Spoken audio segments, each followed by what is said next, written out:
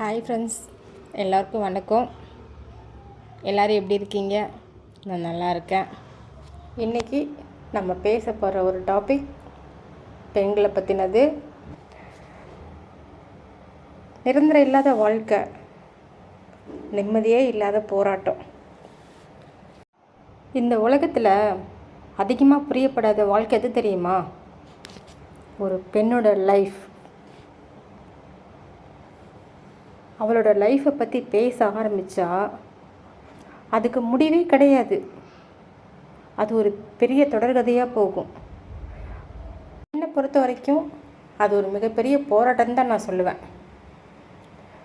சந்தோஷமாக வாழ்கிறவங்களோ இல்லையோ, ஆனால் சமாளிச்சுக்கிட்டு வாழ்கிறாங்க நிறைய பெண்கள். இது நிதர்சனமான உண்மை.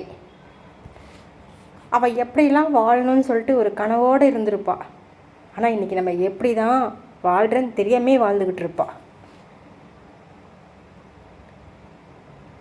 சில்ல அவள் மனசை நொறுக்கின பிறகும் அவள் வாழணும்னு ஒரு முடிவெடுத்து திரும்பவும் அந்த வாழ்க்கைக்குள்ளே அவளால் நுழைஞ்சி அவள் தைரியத்தோடு வாழணும்னு நினச்சானாக்க கண்டிப்பாக சொல்கிறேன், அவள் பசங்களுக்காக மட்டும்தான் இருக்கும்.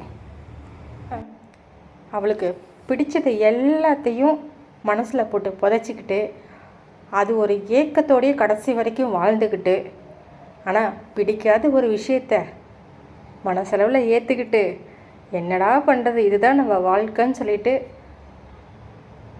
வாழ்ந்துட்டுருக்காங்க.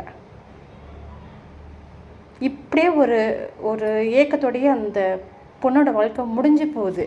நமக்கு யாரோட துணையும் இல்லை, நமக்கு யாருமே இல்லை, நம்ம மனசு சங்கடத்தோட ஒரு சாஞ்சி மன ஆறுதல் கூட நமக்கு யாருமே இல்லைன்ற ஒரு நிலமை ஒரு பொண்ணுக்கு வரும்போது ஆட்டோமேட்டிக்காக அவளோட முதுகெலும்பு தன்னாலே நிமிர்ந்து போயிடுதுங்க.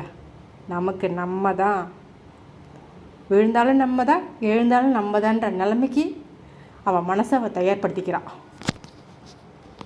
நான் பெண்களுக்கெல்லாம் சொல்கிற ஒரே விஷயம் என்னன்னாக்க, எப்படியாவது முட்டி மோதியாவது தயவு செய்து ஏதாவது ஒரு வேலைக்கு போய் உங்களுக்குன்னு ஒரு வருமானத்தை ஏற்படுத்திக்கோங்க.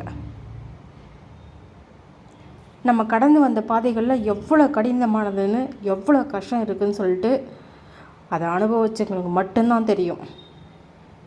அதனால் எப்பயுமே கர்வத்தோடு வாழ கற்றுக்கோங்க.